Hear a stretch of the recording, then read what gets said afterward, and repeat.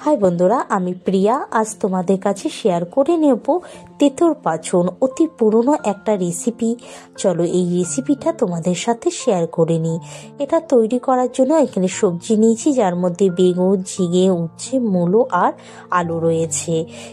এই পাঁচনকে কিন্তু কখনোই কুমড়োটা ব্যবহার করবে না। প্রথমে উচ্ছেগুলোকে হালকা লাল করে ভেজে তুলে নেব।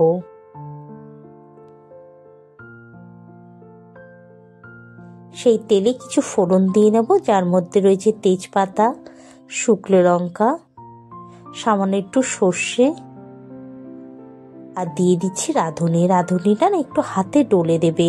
ডাইরেক্ট যদি রাঁধুনি দাও দেখবে ততটা গন্ধ আসে না, কিন্তু এইভাবে হাতে ডলে রাঁধুনি দিলে সুন্দর গন্ধ বেরিয়ে আসে। ভালো করে ফোড়নটা যখন একটু ফষ্টি গন্ধ বেরিয়ে আসবে, দিয়ে দেবো আদা কুচি। এখানে আমি আদা কুচি দিয়েছি, তোমরা যদি মনে করো আদার পেস্টও ব্যবহার করতে পারো। এবার আমি ভেজে নেবো সবজিগুলোতে। তার মধ্যে আগে দিয়ে দিলাম আলু আর মূলো। এটা একটু শক্ত সবজি, সেই কারণে এটা আগে দিয়ে প্রায় 4-5 মিনিট একটুখানি ভাজবো। যখন একটা আলুর মধ্যে একটা হালকা লাল কালার এসে যাবে, দিয়ে দেবো বেগুন আর ঝিঙেটাকে।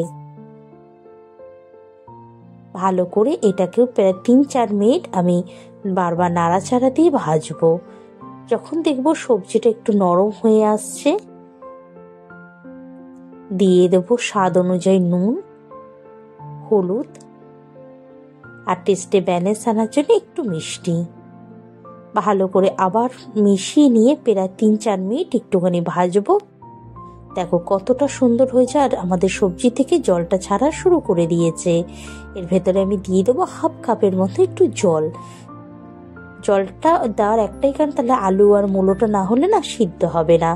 দিয়ে গ্যাস আস্তে দিয়ে 10 মিনিট ঢাকা দিয়ে রাখছি। 10 মিনিট বাদে ভেজে রাখা উচ্ছেটা দিয়ে ভালো করে নাড়াচাড়া দেবো। আস্তে আস্তে দেবে, নাহলে কিন্তু আমাদের বেগুনগুলো একদম ভেঙে যাবে। গ্যাস জোরে দিয়ে নিয়েছি। একদম ঝোলটা আমাদের শুকিয়ে নিতে হবে। আমি তেজপাতাগুলো উঠিয়ে দিলাম। দেখবে যখন একদম তেল বেরিয়ে যাচ্ছে, জলটা শুকিয়ে তেলটা বেরানো শুরু হয়ে গেছে।